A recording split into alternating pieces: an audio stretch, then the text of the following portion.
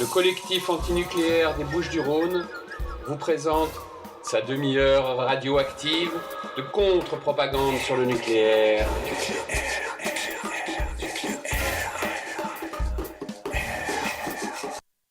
Bienvenue sur Radio Galère dans la demi-heure radioactive, émission animée en direct par le collectif antinucléaire des Bouches-du-Rhône, les 2e et 4e mardis du mois à 14h15 et en rediffusion le jeudi de 12h à 12h30. Nous sommes un collectif d'hommes et de femmes indépendants de tout parti politique ou réseau institutionnalisé. Considérant que nous sommes tous et toutes des cobayes de l'industrie nucléaire et que nous sommes tous et toutes les victimes potentielles d'une prochaine catastrophe, nous pensons que nous n'avons d'autre choix que de nous informer et d'agir. C'est ce que nous nous efforçons de faire ici. Contrairement à nos habitudes de direct, cette émission, diffusée le 11 mars 2014, a été enregistrée il y a une semaine. C'est le 11 mars 2011 que la catastrophe de Fukushima a débuté. Nous ne souhaitons pas aujourd'hui commémorer un anniversaire qui pourrait laisser penser qu'une catastrophe nucléaire est un simple événement, une simple date, une marque dans un calendrier, une date qu'on pourrait s'empresser d'oublier.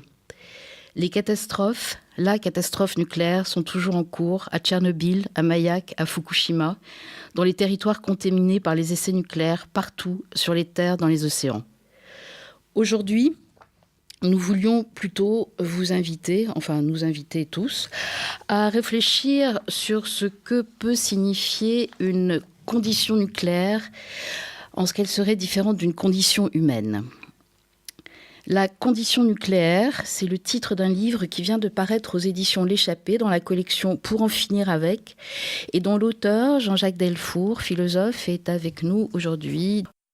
Pour rentrer dans le vif du sujet, vous dites, page 39, que le nucléaire est une chose trop sérieuse pour l'abandonner aux spécialistes et aux experts. Là-dessus, nous sommes d'accord. Avant de revenir donc sur la condition nucléaire telle que vous la définissez dans votre livre, et puis en guise de préambule, est-ce qu'on peut vous demander ce qui vous a amené en tant que philosophe à vous pencher sur la question du nucléaire? Est-ce qu'en fait, vous vous mêleriez de ce qui vous regarde? Oui, tout à fait. C'est une vieille histoire de la philosophie. Philosopher, c'est penser ce qui est. La technologie nucléaire est une technologie extrêmement puissante qui a modifié le monde en profondeur, transformé nos conditions de vie, et cela pour des dizaines de millénaires. Et donc, il était tout à fait normal que je m'en préoccupasse, et en particulier, conformément à la tradition philosophique, qui est une vieille histoire. Hegel disait que philosopher, c'est penser ce qui est, ce qui existe, le monde global. Et Platon, Socrate, enfin dès l'Antiquité, il y a donc 25 siècles, se sont préoccupés précisément de concevoir la philosophie comme une interrogation, une réflexion fondée sur une perspective globale de toute la société et de tout le monde humain. Et dès l'Antiquité grecque, ils ont eu à combattre des experts, qui étaient justement les sophistes, des spécialistes qui voulaient faire croire, enfin, qui ont réussi en partie à faire croire que toutes les questions morales et politiques étaient en réalité des questions techniques, auxquelles on pouvait des questions techniques auxquelles on pouvait apporter des réponses par le savoir. Et précisément, c'est cette stratégie de dissémination, de découpage et d'intimidation par l'expertise, déjà présente chez les sophistes grecs, que Socrate et Platon ont mené un combat qui s'appelle la philosophie. Et donc, il est absolument normal que 25 siècles plus tard, m'inscrivant dans cette honorable tradition, je reprenne cette mission en quelque sorte, enfin ce travail, de vouloir, qui consiste à penser la société globale dans son entier et en refusant les dictats venus des experts. Alors il y a un autre mobile qui est personnel, disons, qui a joué un rôle que j'ai analysé dans le livre, que j'ai utilisé dans le livre, c'est la question morale, et en particulier la question de la défense des enfants. Nous avons forcé les enfants à naître au monde, ils ne voulaient pas spécialement naître, enfin, même si cette formulation peut paraître curieuse, ils n'ont pas demandé à naître, on leur a imposé la vie. Et donc si on leur impose la vie, on doit aussi leur garantir une vie correcte, une vie moyenne, normale. Et donc, de tous ces enfants qui naissent, qui sont déjà nés et qui vont naître, et provient un appel à notre responsabilité qui nous oblige envers eux à une position morale. Et dans quelle mesure le nucléaire rend le monde invivable pour les enfants? C'est la perception douloureuse, pénible de cette responsabilité, de l'incapacité à y répondre, qui a été le moteur personnel, singulier, qui je crois a une dimension universelle de mon intérêt pour la question nucléaire. Alors cette condition nucléaire, comment qu'est-ce qui vous est possible de la résumer? Qu'est-ce qui vous a, voilà, en quoi elle diffère de la condition humaine en fait? Alors, disons que la condition humaine, de toute façon, est un concept très général, par lequel on a pensé au XXe siècle. Alors c'est plutôt dans le texte de Hannah Arendt, la condition de l'homme moderne, qui s'intitulait en anglais la condition humaine, the human condition, et qui a été traduit un peu différemment parce que le titre était déjà pris par Malraux. C'est une notion très générique, très générale qu'on trouve chez Montaigne, qui évoque dans les essais vers 1580 la nihilité de l'humaine condition. Et donc il y a une réflexion sur la condition humaine qui démarre peut-être autour de Montaigne, qui se concrétise, qui s'enrichit dans la philosophie des siècles passés, et qui au XXe siècle a pris une sorte d'accélération, a vécu une sorte d'accélération. C'est une notion qui désigne le fait pour les êtres humains de vivre à partir de conditions, pas comme des purs esprits qui flottent en l'air, ni non plus comme des corps qui seraient puissants, simplement intégrer un contexte, mais que la condition humaine désigne le fait que les êtres humains vivent en dépendant de conditions, mais qui ne sont pas toutes entièrement nécessaires. C'est-à-dire que chacune de ces conditions, ces structures, de ces grands aspects, de ces grands caractères de la condition humaine, de l'existence humaine, implique à la fois une marge, à la fois un aspect de nécessité, telle sorte qu'on ne peut pas ne pas tenir compte de la condition. Par exemple, nous sommes des êtres vivants qui respirons de l'air, on ne peut pas supprimer cette condition. Mais on peut agir sur la disponibilité de la condition, par exemple de l'air pollué ou pas, de la nourriture qui est distribuée ou pas, du travail qui est imposé ou pas, etc. Et donc, toutes ces aliénations qui dérivent des conditionnements de l'existence humaine contiennent en même temps une marge de désaliénation, de liberté possible, une marge de manœuvre.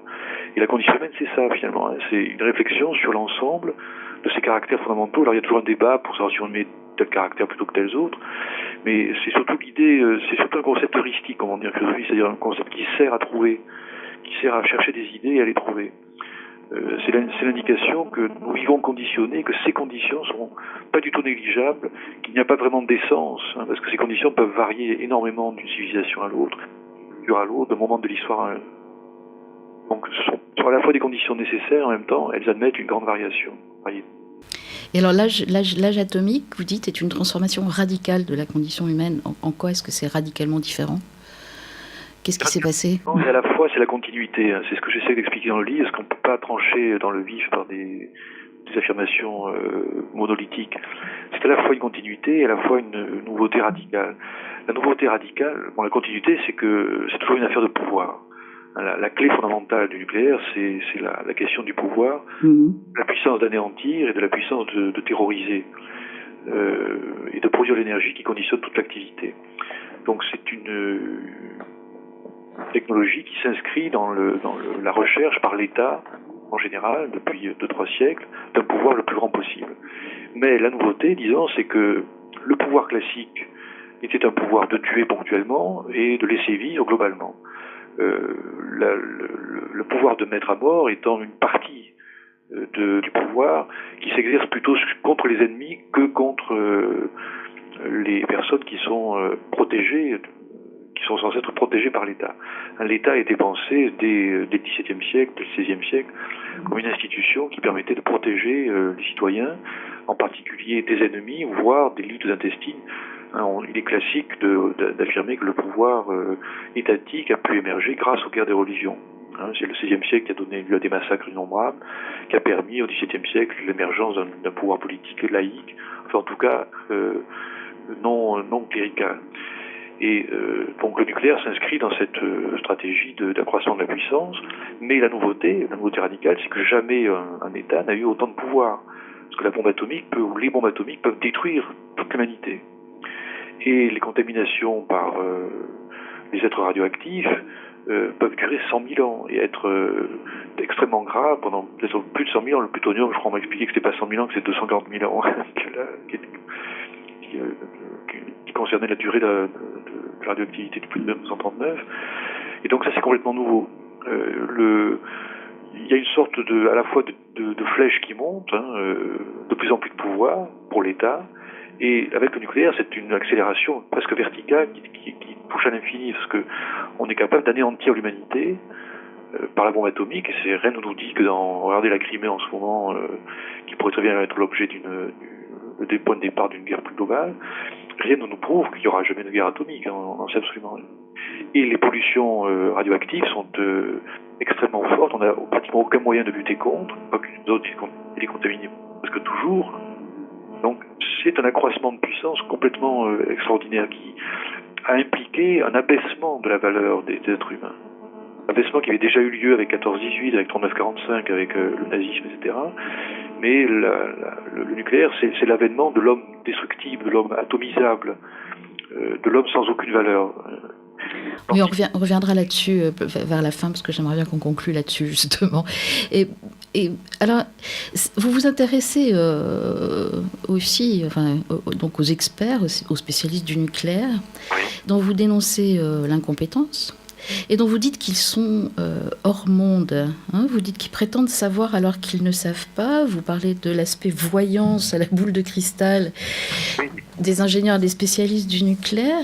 Mais ces nucléocrates, là, tous ces ingénieurs, ces spécialistes, ça c'est une question qui m'étonne, toujours. Ils savent qu'ils ne savent pas ce qu'ils font. Donc qu'est-ce qui se passe ? Ils sont suicidaires ? Ou alors... Et ils sont poussés parce que vous décrivez comme le sourd désir de destruction nucléaire. Écoutez, je n'ai pas assez fréquenté de nucléaire pour pouvoir répondre précisément à la question psychologique. Je pense en grande partie qu'ils n'ont pas une conscience aussi explicite de ce qu'ils font. Je pense qu'ils s'imaginent, ils admettent une part d'impuissance, ils n'appellent jamais ça comme ça. Je pense qu'ils acceptent d'admettre qu'ils ne maîtrisent pas tout. Mais ils ne maîtrisent pas tout, nous ne maîtrisons pas tout. En réalité, un autre discours qui consiste à dire nous maîtrisons beaucoup. Totalement, il y a 20 ans, puis il y a eu 30 ans, il y a eu Tchernobyl, donc un peu moins, etc. Et je pense qu'ils conservent par-devers eux la conscience d'une sorte d'infaillibilité, mais enfin de grande maîtrise. Et la minimisation, elle est pratiquée, je pense, pour le grand public, à fond. Il y a des exemples innombrables de mensonges, de corruption, de certaines données, pas les données stratégiques, enfin, un ensemble de pratiques, du mensonge, objectivement, et qui fonctionnent de leur côté comme étant une sorte de chose inévitable. On ne peut pas faire autrement que mentir aux gens parce qu'ils ne comprennent pas. Ils ne savent pas que nous maîtrisons vraiment. Parce que si vraiment ils avaient conscience de ce qu'ils font, ils arrêteraient. Ils n'arrêtent pas, je pense que c'est pas seulement des salauds, c'est trop court comme explication. Oui. C'est trop court, oui. Mais... pas nous satisfaire. Je pense qu'ils appartiennent à une institution qui cultive le savoir. Le savoir, impliquant une maîtrise très forte, très élevée. Et donc c'est tout un ensemble de pratiques, de manière de faire. On ne peut pas s'imaginer que les gens travaillent, même les ingénieurs ou les intellectuels en général, comme toujours en contact avec les autres. Ils vivent dans le même monde que nous. Nous vivons tous dans des mondes un peu différents, dans lesquels il y a des occultations, des opacités. Nous ne voyons pas telle chose. L'ombre portée de nos activités crée une opacité, une obscurité à l'intérieur même de notre pratique. Cette ombre portée, c'est-à-dire ce qui est éclairé, ce dont on est conscient, ce sur quoi on est d'accord quand on se parle, ce qu'on ne dit pas, forme un ensemble qui est structuré par l'institution. Ce que les sociologues appellent les habitus. C'est-à-dire qu'on n'a pas l'habitude de regarder, on n'a pas la pratique de penser à telle chose. En revanche, on est très conscient que telle autre chose. On est très conscient excusez-moi, j'ai raté. Très conscient qu'il y a des autres aspects. D'accord. C'est dans le sens général. Dans toute institution, il y a un aveuglement qui est organisé par l'institution, sans quoi on ne pourrait pas travailler pour elle. Par exemple, moi je suis professeur, je suis incité à croire que l'enseignement ne peut avoir lieu que dans le cadre de l'institution, c'est-à-dire dans une salle de classe ou dans un amphi de fac, avec des modes que j'impose, qui sont en même temps structurés depuis des décennies par une longue tradition. Il y a des choses qu'on n'interroge pas. Ce ne sont pas vraiment des tabous, ce ne sont même pas des tabous. Un tabou est un objet qu'on désigne comme non, comme ceux dont on ne doit pas parler. Il y a une sorte de sous-tabou, de tabou au carré, pour ainsi dire. On n'en parle pas et on ne sait même pas qu'on ne doit pas en parler. On a perdu l'habitude de penser qu'on ne devait même pas en parler. Et donc cette cécité partielle, elle est sur toutes les institutions. Et les ingénieurs nucléaires peuvent supporter leur boulot, qui est un boulot monstrueux, parce qu'ils nous soumettent à des risques absolument incroyables, et ils n'ont pas de solution en cas d'accident majeur. Ils peuvent le faire parce qu'ils sont inclus dans des institutions dans lesquelles on ne dit pas certaines choses, dans lesquelles on met d'autres choses en avant. Ce qui est rassurant, la maîtrise, le savoir, on en parle tout le temps, et la non-maîtrise, on en parle un tout petit peu, rapidement, et on chasse ça de son esprit. Donc il vit dans une sorte de rêve, comme tous les gens qui participent à une institution. Et plus l'institution est attaquée, plus le repli onirique, le repli sur la part de rêve positive de l'institution est fort. Donc je pense que ça fonctionne un peu comme ça, quoi. D'accord. Le hors-monde dont vous parlez. Et puis, donc alors ce sourd désir, je vous cite là, un sourd désir collectif et obscur d'explosion atomique sous-tend l'optimisme des politiques et la désinvolture des exploitants nucléaires. Ce désir est pourtant le fond mi-fantasmatique, mi-réel de la condition nucléaire. Le rêve d'une multitude d'êtres tout-puissants et qui ne connaissent pas la finitude et le fantasme corrélatif d'un anéantissement total et jouissif. L'hypothèse de ce désir est sans doute difficile à accepter d'entrée de jeu. Probablement. On peut élaborer un peu sur ce... Oui, c'est une des hypothèses un peu audacieuses que je défends dans ce livre, audacieuse. Inhabituelle en tout cas. Oui, j'y ai pensé en fait à partir d'un livre de Anne-Lise Stern, qui est une psychanalyste française, qui a été déportée à Auschwitz à 18 ans, qui a survécu au camp de la mort, à Auschwitz même, et qui en revenant a été intégrée au groupe de Lacan, enfin fait partie de ces personnes qui ont accompagné Lacan dans son séminaire pendant des décennies, et elle a publié beaucoup d'articles, notamment un recueil qui a paru en 2004-2005 qui s'appelle Le savoir déporté.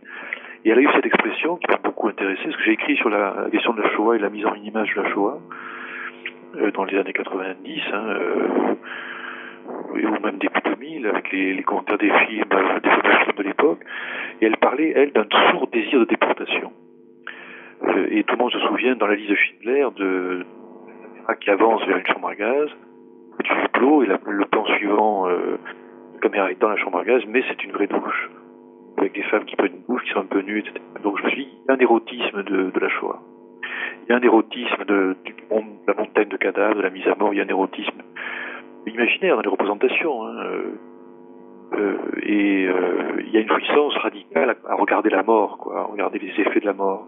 Parce qu'on est trop vivant, et en même temps, on regarde un peu cet objet interdit, quoi, démentiel, délirant, et qui nous attend, qui est la mort. Et dans le nucléaire, il y a une sorte de mort fantastique. C'est pas la mort banale dans son plumard de vieillesse ou dans un accident de bagnole. C'est une mort par irradiation, par explosion, par atomisation, et c'est totalement fascinant. Et c'est cette fascination qui correspond à une jouissance. Parce que la jouissance, fondamentalement, c'est une plénitude d'être qui est obtenue par l'écrasement, la destruction d'un morceau de réalité. J'emploie l'expression buter sur une résistance, détruire l'obstacle, qui désigne le fait que la jouissance a lieu parce que le plaisir, ou le désir plutôt, bute contre quelque chose qui résiste n'importe quoi.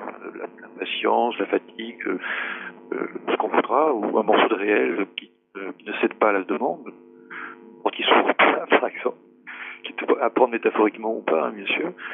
Et la jouissance vient lorsque ça cède. Et la jouissance technologique, spécialement, lorsque ça cède au moyen d'une technologie, par le biais d'une technologie. Et si on regarde bien, la jouissance sexuelle est du même type, au fond. On essaye de jouir, et puis ça marche pas pendant quelques minutes, puis on insiste, et puis finalement, ça finit par marcher. La jouissance intervient dans ce fait, pour une partie du réel, de céder à la pression. Et dans l'explosion nucléaire, il y a une sorte d'explosion absolue, une destruction totale, symbolisée par ce champignon qui gonfle énormément, à la fois une expansion extraordinaire, donc un plus d'être, une plénitude d'être, et en même temps une désintégration. Et c'est le mélange entre cette désintégration totale, que plus rien ne résiste à il y a résistance. Même les atomes d'uranium explosent. Cette explosion totale absolue, une expansion, c'est une négation, c'est une expansion. Et ça ressemble beaucoup à la jouissance que nous connaissons. Et là, elle atteint un niveau extraordinaire, délirant, fantastique. Et c'est les autres qui ont inventé ça. Je pense que c'est un moteur puissant qui a fasciné les hommes de pouvoir. On dirait avec ça, vraiment, on pourrait faire régner une terreur absolue. Imaginez-vous le chef de l'État et disposant enfin de la bombe atomique, vous dites avec ça, je peux emmerder le monde entier, je vais faire peur absolument à tout le monde. C'est pour ça que les petits États, les États terroristes ou les groupes terroristes cherchent à récupérer du matériel nucléaire et faire des bombes. Parce qu'avec ça, ils peuvent faire beaucoup plus gros. Ils peuvent faire, excusez-moi, je vous entends plus très bien là. Est-ce que vous avez... J'étais en train de dire que c'était la raison pour laquelle certains États et certains groupes terroristes Oui. cherchent à posséder la bombe, parce qu'avec ça, ils font peur à beaucoup plus gros qu'eux-mêmes. D'accord. Cette extension immense qui nous concerne tous. Dans le livre j'évoque le bikini, par exemple. C'est un objet extraordinaire qui a été créé en 1946 par un certain Louis Réard en fonction de l'essai nucléaire de 1946, l'essai nucléaire américain sur l'atoll de Bikini de 1946. Et le slogan, c'était la bombe anatomique. Je ne l'ai pas dans le livre, je l'ai trouvé depuis ça. Je l'ai pas mis dans le livre. La bombe anatomique, c'est-à-dire Anne-atomique, à la fois une sorte de négation de l'atome, donc c'est la vie, la chair, tout ça, et puis en même temps, c'est le méodin qui dédune au maximum. La bombe est anatomique, au fond, elle permet de traverser les corps. De traverser les corps comme on n'a jamais traversé les corps jusqu'ici. Ce traversement des corps, symbolisé dans le petit méodin tout minuscule, qui est à nu. Excusez-moi, il va falloir... Allô ? Excusez-moi, il va falloir que vous repreniez un peu parce que je ne vous entends plus. Est-ce que vous êtes bien positionné là sur votre téléphone portable ? J'ai le micro dans la bouche, entre les dents presque. Alors c'est peut-être un peu trop. Et là, est-ce que c'est mieux là si je parle plus fort ? Oui, c'est très bien. Voilà, là ça a l'air... Alors on va... Je sais... On était à la puissance atomique. Oui. J'étais en train d'évoquer le maillot de bain. Oui, le bikini. Il y a plein d'images. Il y a le bikini lui-même.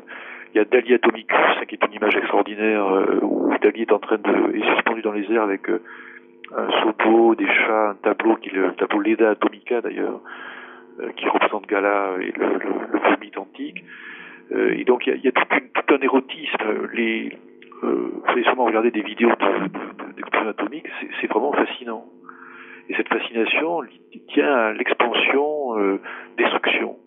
On a quelque chose qui résiste et qui ne résiste plus du tout, et plus rien ne résiste à l'explosion atomique. Rien ne résiste aux êtres radioactifs qui peuvent traverser complètement n'importe quelle matière.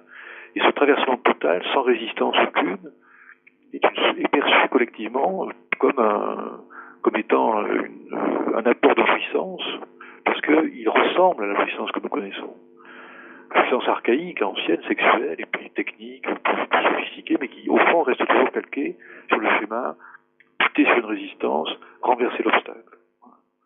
Et je pense que ça relève aussi d'une adaptation, c'est-à-dire que je ne sais pas jusqu'à quel point ça a été inventé par la propagande. Je ne peux pas dire, je n'ai pas d'idée là-dessus, sur le statut de cette puissance-là. Elle est très très ancienne, elle est archaïque, et elle rend supportable la chose atomique. À la place de la destruction atomique, on y met de la jouissance. Dans la boule toute blanche qui éclate, qui remplit le ciel, à la place de cette boule blanche qui détruit, qui assassine, qui anéantit, on met une espèce de lumière, c'est comme un soleil, c'est comme quelque chose de positif. Donc la jouissance permet de supporter l'investissement de ces images ou de l'idée de l'explosion nucléaire comme étant une jouissance, permet de supporter la réalité, c'est-à-dire que c'est une machine de mort, quoi, une machine de mort absolument atroce, comme on n'en a jamais inventé jusqu'ici. Alors, cette machine de mort, elle est inventée, elle a été inventée par les hommes, et on peut, je crois, peut-être aborder l'histoire du totalitarisme nucléaire. Et alors, le totalitarisme pour le nucléaire peut paraître un mot un peu fort, souvent quand on parle de nucléaire, mais vous dites, je vous cite, c'est simplement prendre acte de deux choses: l'oligarchie intouchable des nucléologues et le fait non moins contestable que les matières nucléaires sont morbides et mortelles. Une oligarchie stratosphérique détentrice d'un gigantesque pouvoir de mort, tel est bien un schéma fondamental du totalitarisme. Et on peut peut-être ajouter le mensonge, la propagande, aucune opposition sérieuse, le silence assourdissant des intellectuels. Qu'est-ce qu'on peut dire du totalitarisme nucléaire ? Bien, oui, c'est le passage que vous citez qui se trouve vers la fin, non? Je me souviens plus très bien du livre. Oui. Oui, il me paraît juste parce que au départ j'étais un peu hésitant sur je me disais on va objecter que non, il y a beaucoup moins de morts à cause du nucléaire que c'est pas le nazisme, c'est pas les soviétiques, etc. Et donc il y a des arguments, on peut opposer, on connaît pas du tout le nombre de morts et de maladies graves provoquées par le nucléaire parce que ça va durer 100 000 ans. Bon, et puis il y a la possibilité d'assassiner en masse des millions d'hommes. Donc je pense que c'est pas excessif de parler de totalitarisme. Le problème, c'est que le terme est investi par une sorte de prudence académique, et c'est un terme polémique, en fait, il n'y a pas vraiment d'accord là-dessus, quoi. Il semble évident que le nucléaire fonctionne comme dictature, c'est une micro-classe sociale, un lobby que j'appelle une classe stratosphérique, parce qu'elle traverse les États. Je relisais récemment le livre de Belbéoche sur Tchernobyl. En 87, les experts occidentaux ont réclamé des experts soviétiques qui diminuent le nombre de morts calculable et prévisible. On passe de 40 000, qui était le chiffre initial, à 4 000, qui fait un peu plus global, mais c'est supportable.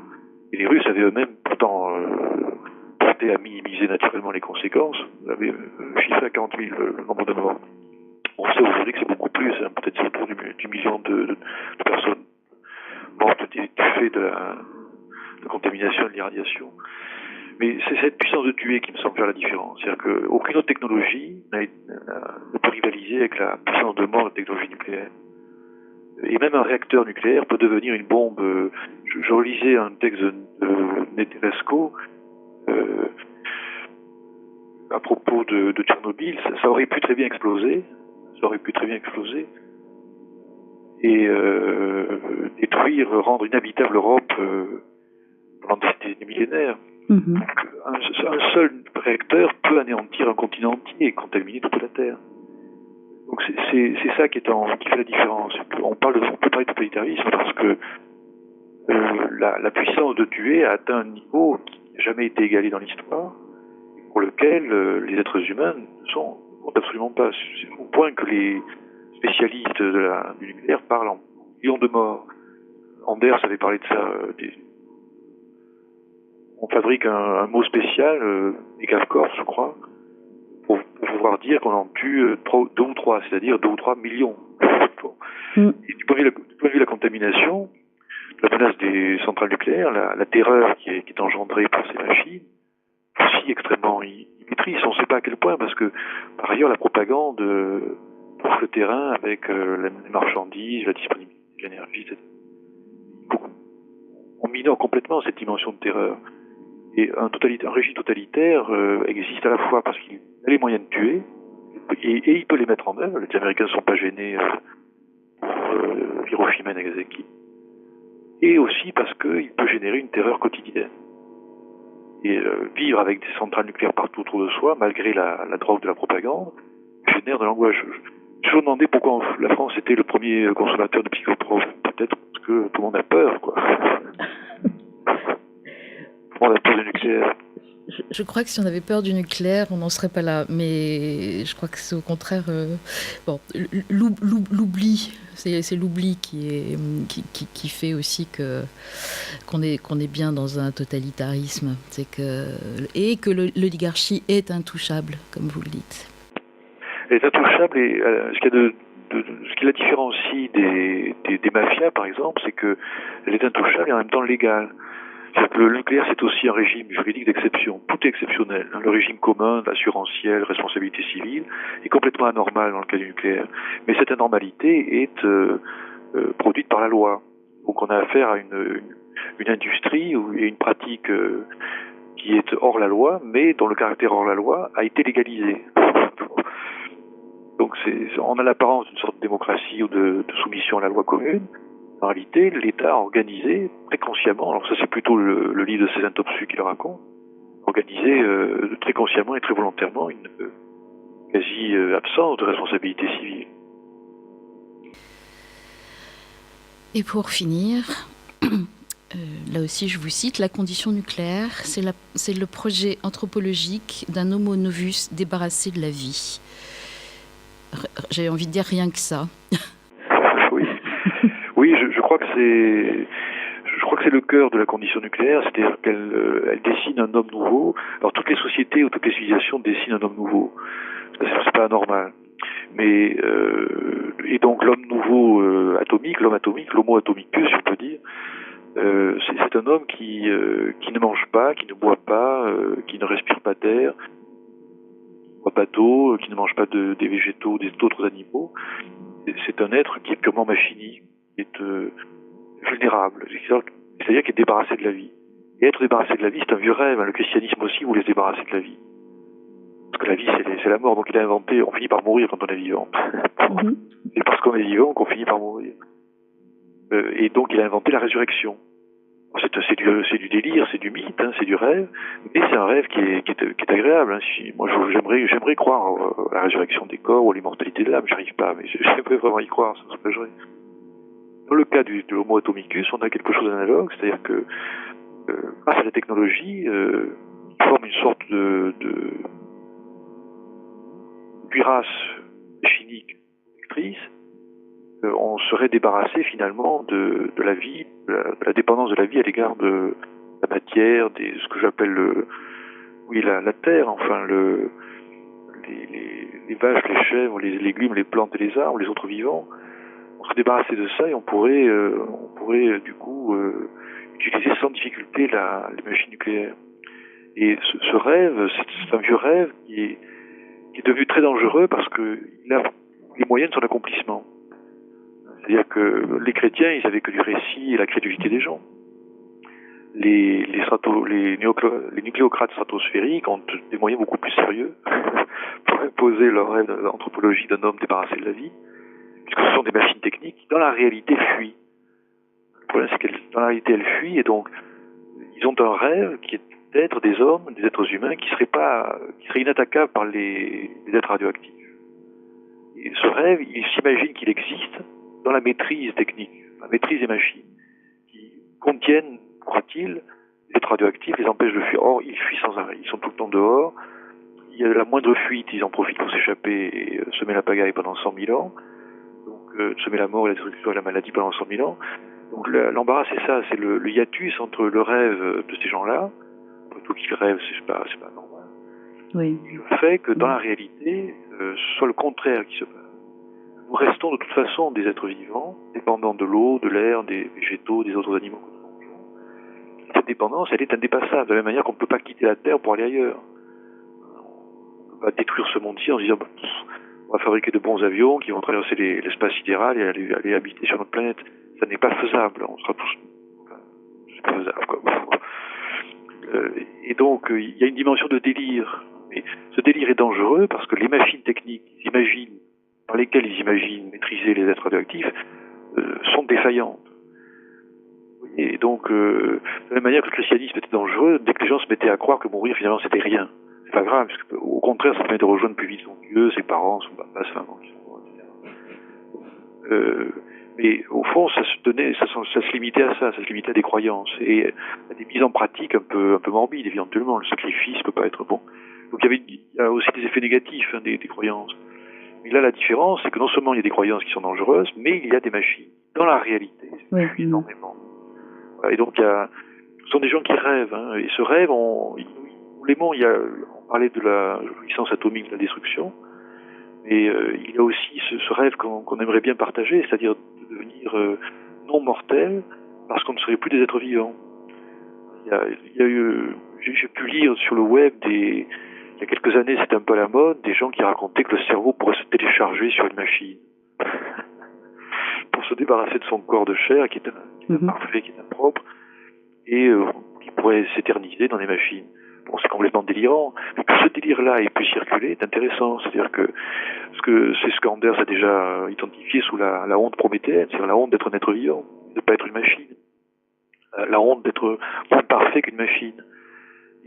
Il a repéré, lui, dans les années 40 ou 50, qui fait partie aussi de ce monde nucléaire, de ce monde atomique, dans lequel l'être humain est comme une sorte d'erreur, quoi. L'être humain vivant, qui peut être ému, qui s'imagine qu'on peut avoir des rapports moraux les uns avec les autres, empêche de cheminer vers une humanité plus puissante, qui aimerait pouvoir se débarrasser de la vie, donc de la morale, et donc de la dépendance, changer la condition. C'est pour ça que la condition nucléaire, c'est à la fois une variante de la condition humaine, et en même temps sa transformation radicale. Comme si on passait à autre chose de complètement nouveau et de complètement invivable. Et d'ailleurs, la preuve en est, c'est que le monde devient de plus en plus invivable, de plus en plus pollué, contaminé, toxique. Et Fukushima en est comme une sorte d'image, c'est-à-dire que la catastrophe de Fukushima est permanente, elle va durer des décennies, peut-être des siècles, et on ne fait rien pratiquement contre elle. On arrose un peu les réacteurs, c'est à peu près tout ce qu'on fait. Depuis 3 ans, c'est ça qui se passe, quoi. C'est tout ce qu'on peut faire. Sans doute, mais ce qui est fascinant, c'est que c'est l'image autrement. C'est-à-dire que dès qu'on pollue, eh bien on s'en fout. Dès que la pollution a lieu, elle est acceptée. Et c'est un vieux truc, Fressoz a montré dans son livre sur l'apocalypse joyeuse, sur le risque technologique, l'histoire du risque technologique, que l'industrialisation, depuis 1750, fonctionne comme ça. C'est-à-dire qu'on exploite une matière ou une technologie, puis quand c'est fini, on laisse tout en l'état et on s'en va. Et les pollutions sont complètement ignorées. Et cette désinvolture croise fâcheusement, si je puis dire, le caractère destructif, la puissance destructive des machines nucléaires, enfin des êtres radioactifs, mal contenus, peu contrôlés dans les machines, pour aboutir à un résultat qui est extrêmement angoissant, puisque la réalité, c'est que notre monde, sous toute sorte de rapport, est de plus en plus invivable. Et donc les nucléocrates, les nucléologues, les techniciens, peut-être sans le savoir de manière explicite, contribuent de manière extrêmement puissante à cette destruction du monde, qui a lieu tous les jours, contre laquelle nous devons nous révolter, mais simplement parce que nous sommes des vivants, des êtres vivants. On va s'arrêter là ? Oui. Sur ces paroles réjouissantes.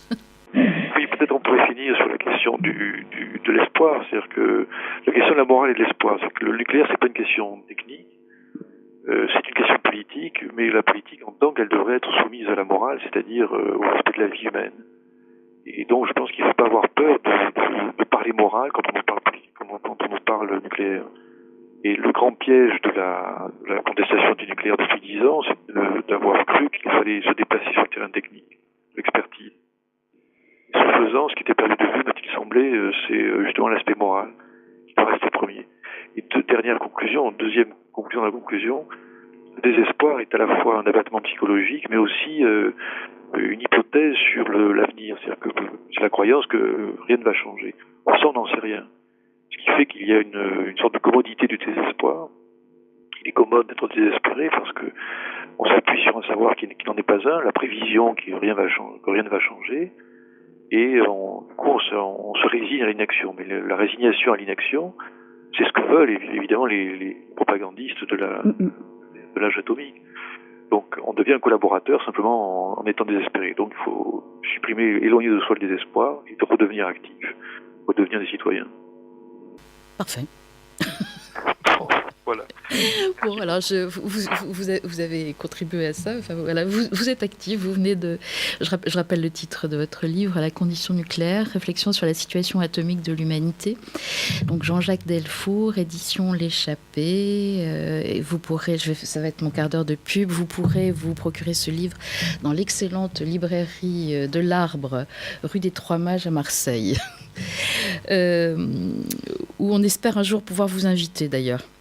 Avec plaisir. Merci beaucoup. Voilà. Et donc, vous pourrez retrouver toutes nos émissions depuis plus de pratiquement 3 ans maintenant sur notre blog collectif antinucléaire wordpress.com. Vous pouvez nous écrire collectif-antinucléaire13@orange.fr.